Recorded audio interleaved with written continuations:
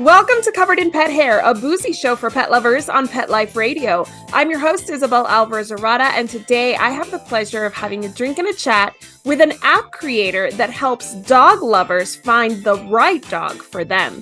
I will tell you all about her and introduce you as soon as we come back from these messages from our sponsors.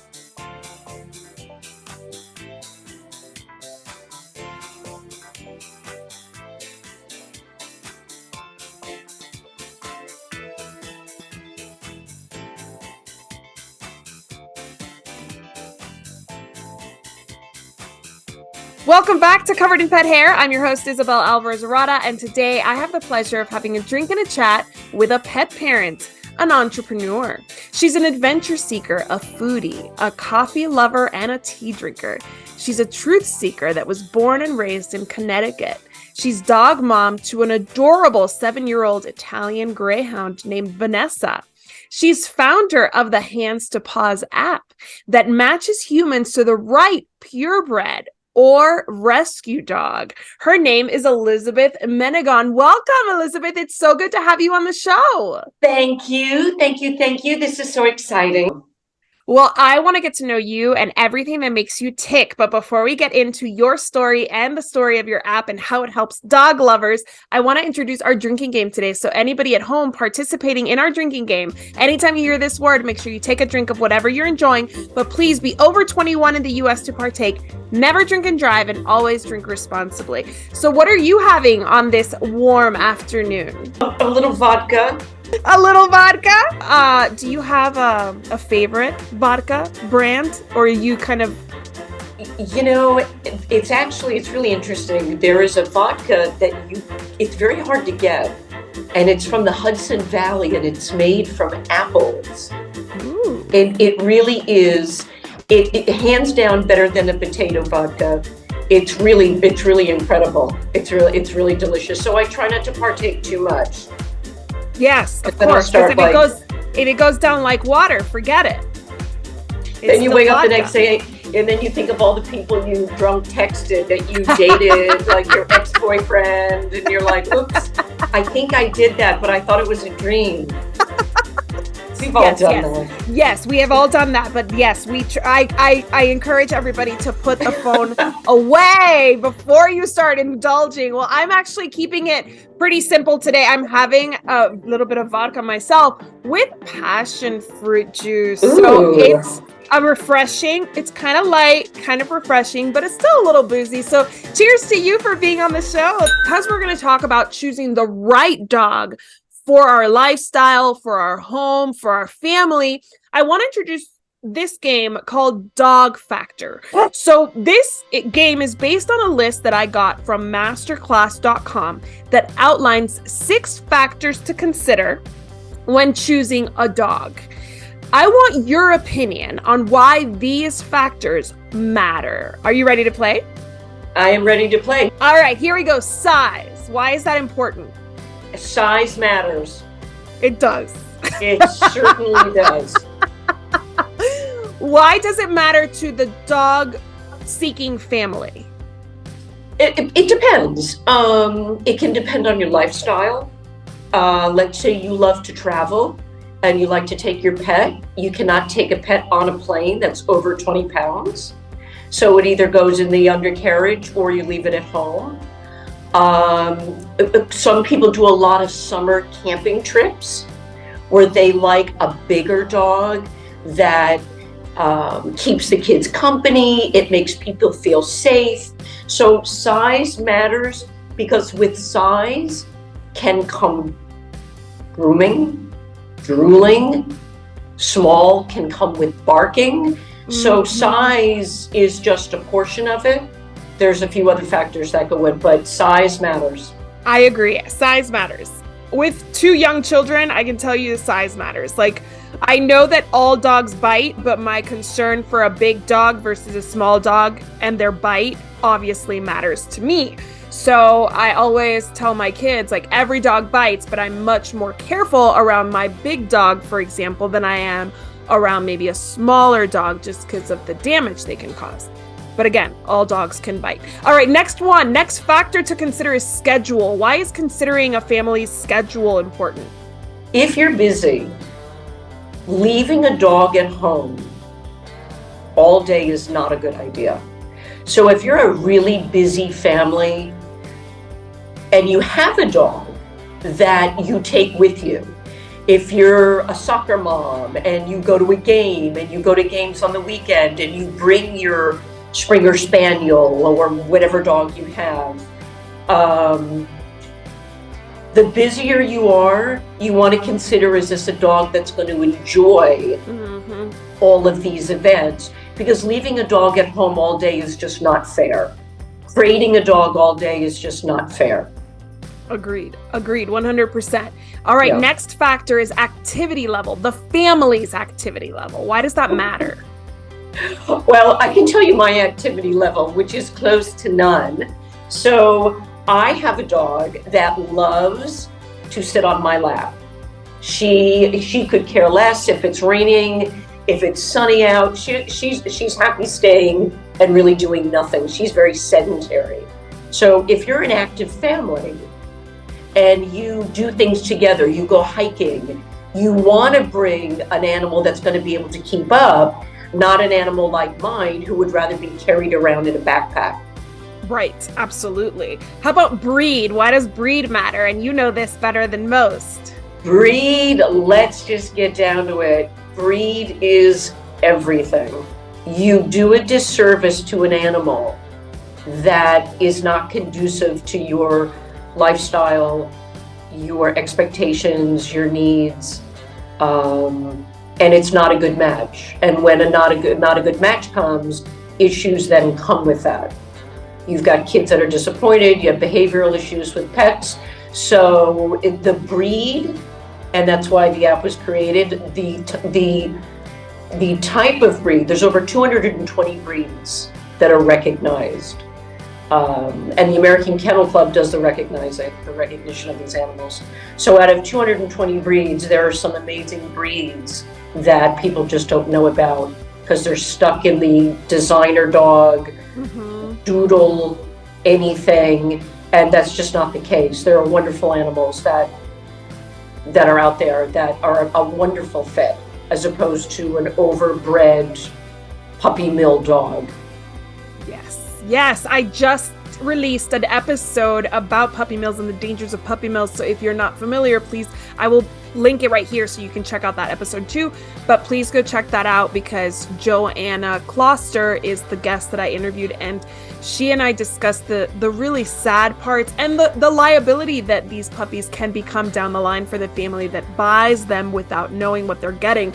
Right. Next one is age. How does age matter? Age. So you would be talking about then adoption, correct? Yes. So or not, or puppies. Well, so here's the thing. So let's just talk about adoption. The age of a dog adoption is really up to you. If you're a little bit older and you don't want a puppy, a dog that's maybe 10, you don't want to have an animal that's going to outlive you. Right. That's why it's never good to give an elderly person a puppy. Yes. Because there's other issues there. But usually when you get a puppy should not leave its mother until it's 12 weeks old. Period. A lot of these puppy mill dogs are taken too early. So people that go into pet stores are buying animals that are far too young, and the reason why they do that is they have a shelf life. Right. Nobody wants an 8-month-old puppy; they want a 3-month-old puppy. So they take them away at 6 weeks old, sometimes even earlier. So it's a family decision. You have to be ready to manage a puppy, and that comes with chewing on slippers, peeing on the floor, taking them outside, learning them to walk on a leash. It's like a baby. It is. It's malleable, and you need to do everything. And if you don't do it right, you can end up with a lot of issues, a lot of problems.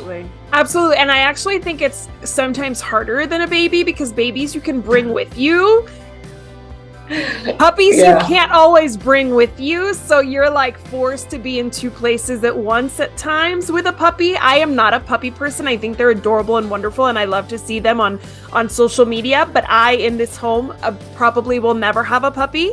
I love an old dog. I love an adult dog, and I you know, after a certain age, I'm happy to train and help and guide, but that puppy period is just way too much for me. I just don't enjoy it. Well, my mom said something once, which is very true. You never buy a dog for your children because you always end up taking care of it. Yes, absolutely. Period. Absolutely. Absolutely. Your kids will make a lot of promises, but they're not going to see any of them through. Oh, they're going to tell you, oh, Mom, I'm going to walk the dog. And when they have to go out at 9 at night, like who's going to put their 10-year-old kid at night, or it's pouring rain on a Sunday morning? It doesn't work unless your kids are a little bit older. Yes. Where they understand the commitment and the responsibility. But yeah, no, doesn't work. Agreed. I said that when I wanted a brand new 10-speed bike, and I left it out in the rain. Of course I did. Of course you did. Yes. Kids, we have a way of destroying everything we touch. All right. Well, the last factor that masterclass.com thinks we should consider is history. So why do you think that matters? Most people are buying dogs based on what they look like. Yes. So they're not interested, and dogs are being bred, by the way, as a commodity. It's like coming in with a new handbag or a new shoe or a new car. So dogs now are solely being bred for aesthetics. So history is important with a rescue, but I wouldn't apply it to pure breeds, because people, if you're buying a dog online, you either know or you don't know that it's coming from a not a very good source. And if you know, you don't care. And if you know, you don't care. Thank you for participating in that game. I actually want you to tell us those questions. I read online that it is 14 questions. Am I right? It's 12. 12. Okay, I'm sorry. So it's 12 questions. What are they, and what is the goal of the app? Ooh, well, we're not going to tell you all of them because then it would be no fun. Okay. But so what the algorithm does is, based on your answers to the questions, the algorithm goes through over 220 breeds. There are no designer dogs. There are no mixes. These are all pure breed dogs. Okay. So size is one, right? Grooming. People never think about grooming. You can get a beautiful dog and not realize that it needs to be cut every 6 weeks. Nail trimming, all of that. But the grooming, some of these animals have cuts, like a Cocker Spaniel has a certain cut. If you don't cut it, it doesn't have to look like a show dog, but there's still grooming involved. Right. So grooming is, do you want to brush a dog? Do you want to shedding? Right. Huge. My dog barely sheds. Right. If she does, it's like eyelashes. Get a husky, get a corgi, where you look like you just fell out of the dryer. Yes. The lint trap, you're full of hair. Drooling. Yes. How about drooling? My friend had a baby, and her husband comes home with a Mastiff. She loved the dog, but she's like, why would you do this to me? I'm like holding a baby in like a washcloth, cleaning up the drool. It drooled on the walls, on the floor. It was so big that it could put its head on the countertop. It was drooling literally all over her entire house. She said, if I had known, this dog would never have come into the home. So barking. Yes. Huge, especially depending on where you live. You fall in love with a beagle, you're going to end up with a notice from the management company that you're going to have to leave your apartment. Yeah. Their incessant barking that will be going on when you leave your apartment. So, these are things people need to factor. Mental stimulation. Nature created animals to do something. Right. So if you have a herding dog, let's say a corgi, those are big in apartments because people think they're adorable. It's the wrong dog for an apartment. It's a herding dog. It needs a job. So now you've got a dog that you wonder why it's like nipping at the kids and taking the pillows off of the sofa. It has an urge. It can't do what it's supposed to do. You interpret that as anxiety. Next thing you know, you're going to a vet and getting medication for a dog that should be living, in the suburbs. Right. Yeah. So those questions, mental stimulation, grooming, shedding, barking, size, all of that makes a difference. And all of that pulled together then gets the right dog for you. Do people actually say like, yes, I want a barker ever? No, because you're answering questions. You're not telling the app what you want. Got it. In other words, it'll say barking level. Okay. So if you want like no barking, you get a Shiba Inu who doesn't bark. Ooh. Right? So there are breeds that don't bark. Or do you want a dog that just lets you know, like the mailman's at the door? Or a more vocal dog? And then there's for like security or whatever. Yeah, exactly. So this dog, for instance, this Italian Greyhound, because I live in an apartment and I used to live in the Caribbean, so she's used to different environments. But I've always, when she started to bark, if she heard someone, I would tell her to be quiet. Right. So, this dog doesn't bark a lot because I didn't encourage it. Right. Living in an apartment, if she heard someone in the hallway, she may bark a little bit and then I would be like, shh, and then she would just stop. Where my mom's Italian Greyhound, because she lives in a house, she can see out the window. So she's more active and more stimulated. Mm-hmm. But as a rule, they are not incessant barkers, where a beagle is, or a husky's a howler, or, a schnauzer. If barking is an issue, yes. That's right. So if barking is an issue, that's something that most people never think about. Until it's too late, until, like you said, they have like issues with their management company or their neighbor, et cetera, for sure.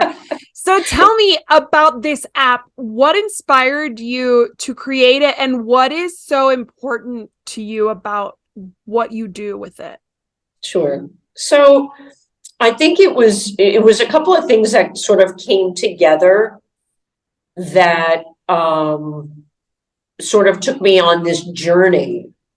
And the journey was really, it started with COVID, actually.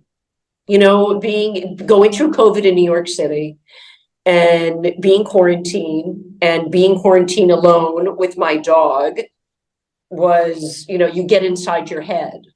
And I spent a lot of time really thinking about just life. And I realized that I had wasted a lot of time in my life. And I wanted my COVID story to be a good story. I wanted something really good to come out of that experience, because I could have been sick. I have friends who lost family members. Yes. I have a brother, I have a mom. We all made it where statistically we could not have. So that was sort of going on in my head. And then I started realizing that, I'm walking in the city and I'm looking at these people that were quarantined and now they're getting out and their dogs are just all over the place. Oof. And I was noticing a trend. Doodle dogs, doodle anything, corgis, Frenchies. I just was noticing miniature Australian shepherds. That's not an apartment dog. So I thought, Jesus, what is wrong with people? Why are people getting these dogs? This is like, what I'm saying to myself. So I left the city because I have a business, and which, by the way, the dog industry, that's like not my thing. Like I thought this was going to be a side hustle, and it like took over my entire life. But so I had moved to the city in June. And in August, this was over 2 years ago, in August, I think I had parked my car. So from the parking garage to the lobby, to the mailroom, to my apartment, I saw 3 miniature Australian Shepherds. Oh my Lord. And I think I was yelling out loud to myself as I'm opening the door, and I'm like, what the F is wrong with people? Why are people getting these dogs? Isn't there an app? Isn't there something that should be telling these people? I literally was saying that as I'm like going into my apartment. It was on a Wednesday. I'll never forget it. So I literally started to search, and there was nothing available. Zero. I, like some deep, dark place, I found something that asked me like 4 questions that were completely irrelevant or not necessary. Don't ask me about paper training, because you have to paper train every dog. So it was really bizarre. And it recommended 2 dogs that I would never have in an apartment, which was a Jack Russell and a Labrador Retriever. No. So I realized that this was a huge problem, and I'm a responsible dog owner. People are buying animals solely based on what's trending. Mm-hmm. And that's when I started this journey and said, there needs to be an app, because there is none. I saw a problem and I had a solution. That's amazing. And that's where the journey started. That's amazing. Congratulations, because that takes a lot of conviction and a lot of what is it called? Like just well, there's hunger. Drive and determination. Yes. And I think so going back to that, I'm stuck in my head in COVID in New York City.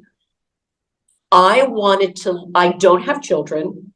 I wanted to leave something when I am no longer on this planet that made a difference in the world. Yes. And that all came with just self-realization and just saying, wow, I don't have kids. I'm going to die tomorrow, and like, what? I was nice to people. Like, I really wanted to do something that mattered. So this is 100% personal. That's why the app is free. I don't have investors. I completely fund the app and everything that goes with it. And it was all about getting people to do the right thing. And then I took the app one step further. So I'll tell you that when you want to know. I do want to know. Tell me now. So recommending breeds for people. So what happens with the app is you answer the questions, and then it'll populate a list. So then you can look through the list. And when you click on the image of the dog, let's say you were matched with a Boston Terrier, you can read about it. But then when you click on the image again, are you ready for this? It brings you to the Boston Terrier Club of America. Every breed in this country has their own, it's called a parent company. They have their own breed association website. I send people directly to them. They can look for litters, dog shows, rescues. Every pure breed has their own rescue group.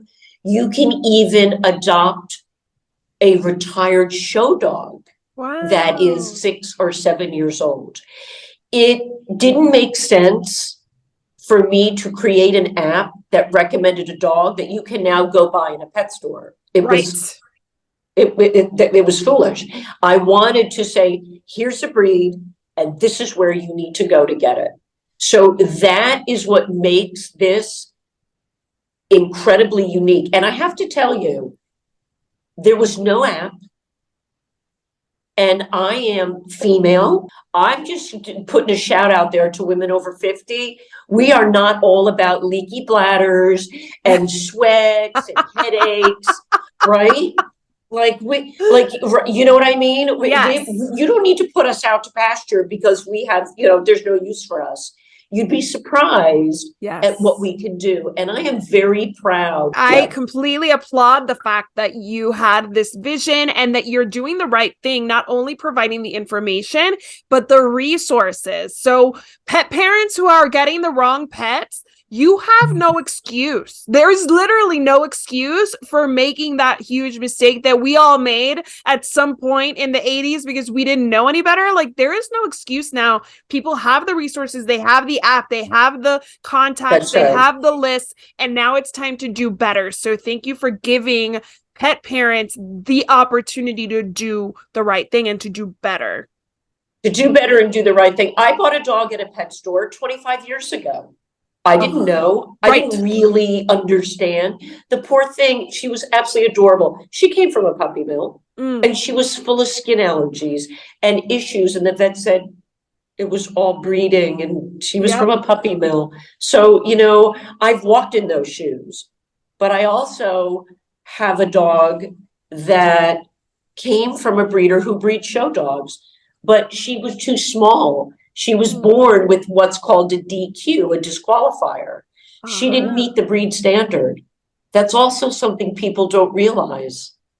And look, she hasn't made one peep since we've chatted. She was sleeping on my lap the whole time. She has this little smile on her face that I just adore. So, you know, it is more expensive to buy a dog at a pet store than it is to get a dog from a breeder. And most people don't even know because they're not doing enough research. They're not looking into it enough. But I want to talk more about breeds specifically and your experience with helping people choose the right breed for them. But we need to take a break right now. Let's listen to our sponsors. And when we come back, Elizabeth is going to help us navigate apartment dogs for all of those of you who currently lives in apartments and don't have a plan on leaving the apartment life. So don't go anywhere. We'll be right back. Welcome back to Covered in Pet Hair. I'm your host, Isabel Alvarez-Arada, and today I'm speaking to Elizabeth Menegon, who is the founder of the Hands2Paws app that helps people find the right breed and dog for their family. So today now that we've already talked about the app and how you conceived it and all that, I want to play a second game with you, Elizabeth. And this is called This Not That Apartment Dog Edition. So I'm going to give you a list of breeds. And you're going to tell me if you agree with ReadersDigest.com that these would make for good apartment dogs. If it's you're gonna get me in trouble. Okay. If it's a good option, you say this works, and if you don't think it's a good option, you say not that. Okay, and then you have to take a drink. Is that how that works? If you want to take a drink, you can definitely take a drink. I'll be drinking too. All right, so take a sip. Okay. The first one is a Cavalier King Charles Spaniel. A lovely breed, absolutely adorable. Very sweet. There's a few medical things you have to consider, but yes, I agree with that. But can I put a but in there? Yes, of course. Okay. If you live in a city and you took your shoes off, left your socks on, walked around the block and went back up to your apartment, didn't take off your socks and went and got into bed, how would you feel? The King Charles Spaniels, they have really hairy paws. And when you walk them in the city, you get a whole bunch of hangers on and some funkiness in their paws. It's just the way they are. Right. You have to be diligent, like when you bring them in, like you literally walk them over to the kitchen sink and wash their feet. If you don't mind that, like my dog has no hair in her feet, but I would take her the minute I walked into my apartment and put her in the sink. Yeah. Very sweet dog. A nice dog for an apartment, living very friendly, but you have to think about the feet, the paws. Yep. That's a good point. Very good point. All right. Very hairy. Yeah. Yeah. The next one is a Great Dane. Is that a good apartment dog or not that? You know, believe it or not, bigger dogs in apartments do well because they don't require the exercise. Now, in New York City, if you have a studio, your Great Dane is like a sofa and a dog. They're big. And with that comes you don't need like a poop bag when you're walking a Great Dane. You need like a reusable shopping bag. You have to be ready to pick up like fire log loads on the sidewalk. So if you know, and God forbid, I mean, in New York City, you take a dog to a park and you don't clean up after it. Oh yeah. There's like the mad mob behind you. Absolutely. So it's swinging that huge, you know, bag of dog poo. All the If way you don't home. mind that, beautiful breed. They don't live very long. Yeah. You know, Great Danes, boy, if they're 10, that's old. But it's the size. If you don't mind the size, terrific dog. Yeah, I'm a little claustrophobic, so I feel like in a tiny house with a huge dog, I'd be kind of on edge. So that wouldn't work for me, but I know a lot of people make it work, and they're great dogs. How about a pug? Good apartment dog or not that? Pugs. Oh, pugs are sweet. Yes.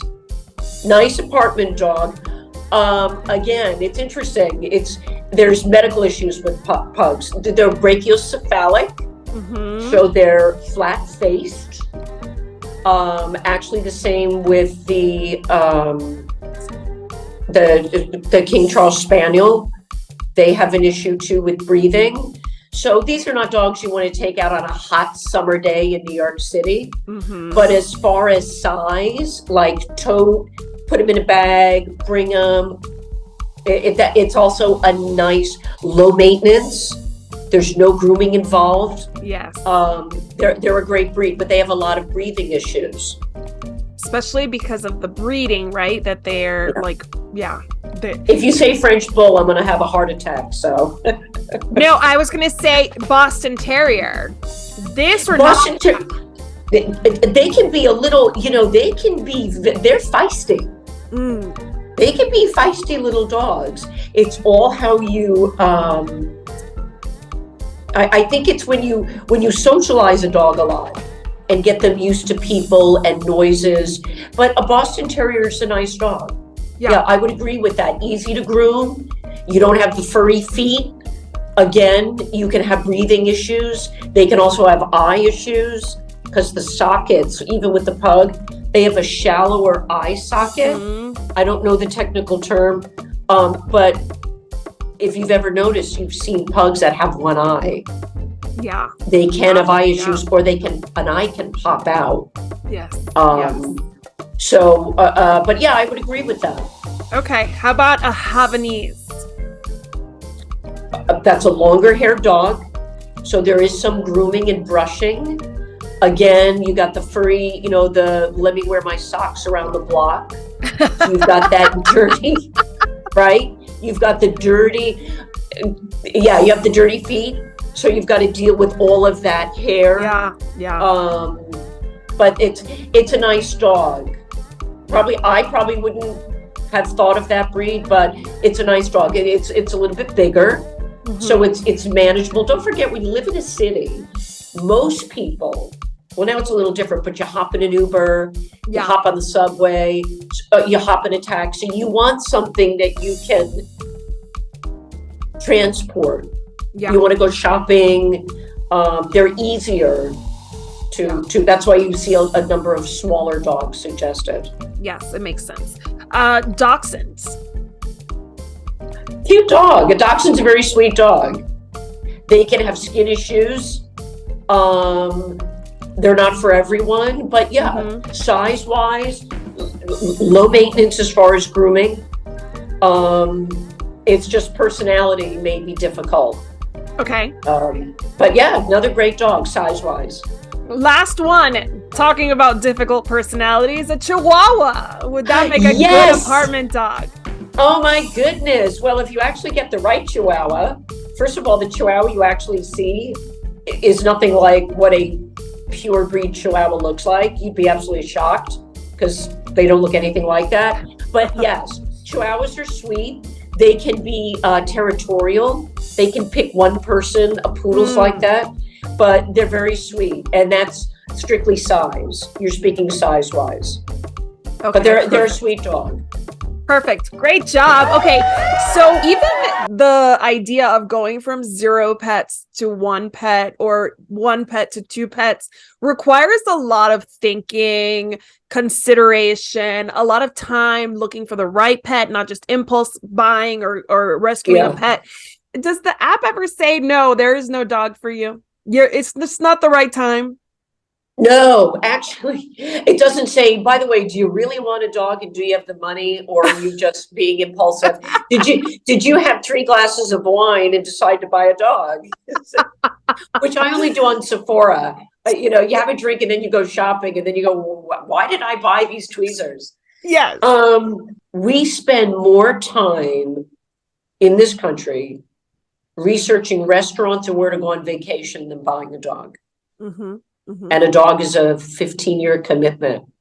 We are inundated with doodles and ads and all these designer dogs. And what's happening is people are creating science experiments. They're breeding dogs to get the look, right? The Puggle actually was a puppy mill creation. They want that next, oh my God, we love this. This is a great dog. Like the Pomsky, a Pomeranian and a Husky. So it looks like a Pom, but it's marked like a Husky. What a nightmare. You've got 2 different personalities. So, you know, if people would stop buying what's in, yes. I mean, you can do a whole show on, you know, the psychological approach to why people have to keep up with the Joneses. You know, whether that's a whole other conversation. Mm-hmm, so there are beautiful breeds out there you can get that you don't need to get a doodle. A doodle is marketed as hypoallergenic. There's no such thing as a hypoallergenic dog. And a breeder who breeds show dogs will never say hypoallergenic, because you can be allergic to the dander. Right. You can be allergic to the saliva. Yes. A dog can lick your hand and now you've got hives. Mm-hmm. That's a marketing tool to sell the dogs. Oh my God, the guy's his name has left my head, who created the doodle in Australia. And he said he created Frankenstein, quote unquote. Mm-hmm. So he has to live with that, with the regret of creating that, but people are getting it because it's in. Mm-hmm. Other people have it. Huge mistake. You know, buying an animal, I love a miniature bull terrier. It's like a 5-year-old child. Right. I don't have the room for it, and I would never buy one. I love them, but I can't give them what they need. Right. And that's why I don't have one. Exactly. So it's, what do you want versus what can you handle? Yes. And what is the outcome? You know, if I sat here with you and I had a dog that was bouncing off the walls here, that wouldn't work for me. No. But I have a dog that's asleep on my lap. Right. So it's all what works in your lifestyle. If you want to get a dog because you know your marriage is in the dumpster, that's not a reason to get a dog. Exactly. If you want to get a puppy for your kids because they saw one on TV, that's not the reason. Because it's a living, breathing creature. And here's another statistic I'll share with you. 60%, okay, 60% of owner surrenders to shelters are wrong breed and medical conditions, because these animals originated from pet stores and backyard breeders and puppy mills being sold online. Yep. They find out the animal's ill, they don't have the money. Yes. So they bring it to a shelter and say, oh, we're moving and we can't take the dog. Then they vet it and they realize it has a heart issue and needs $10,000 in surgery. Yep. If 100 people downloaded the app and got the right breed, that's 100 people less that we be going to a shelter and dumping off a dog. Bravo. It's so true. Yeah. Don't do this to yourself. So tell us, how can my audience learn more about the app? Where do we get it? So the app is available on the Apple Store and Google Play. It's a free download. You can also go to our website at Hands2, it's the number 2, Hands2Paws.com. You can download it there. You can follow us on Instagram, which is hands_2paws. We not only put a lot of information, but dog stuff. When should you wash a dog bowl? Dog clipping. What happens if your dog rips a toenail out? We focus on all things that are a reflection of responsible pet ownership. Wonderful. Download the app, go through the questions, do it as a family. Mm-hmm. Do it, take 2 drinks and do it again and see if it's the same. It's almost like a dating app, right? You have to get your head in the right headspace, but it gets people thinking. It gets you thinking, say, I would never think about barking. And they're like, oh, hell no, I don't want a dog that barks. Exactly. So it's fun to download and see your matches. Yeah. And it's available in Canada and it's also available in the UK. Congratulations. I just want to propose a toast to you for creating the app that I will use the next time I'm in the market for a dog. Cheers to you. Thank you for being my guest.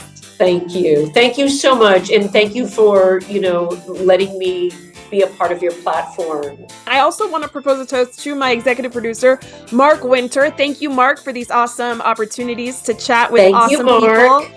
And to our audience, thank you, audience, for joining us for these conversations, for joining us and doing the right thing by your future pets and your current pets. And thank you to Vanessa, my adorable canine guest over here. I'm going to pin to her. Vanessa, you have been such a doll. I am so happy to have met you. I love your little smile. And one day, maybe I will give you a squeeze in person. Oh my gosh, she's so cute. She's so cute. She's so easy. She travels on a plane. You'd never know she was there. I adore her. I don't even know her. Well, I just want to propose a toast to everybody. Here's to a life covered in pet hair, because there's no better way to live. Cheers. To learn more about Covered in Pet Hair, please visit coveredinpethair.com or petliferadio.com. Thanks for watching, and I'll see you next time.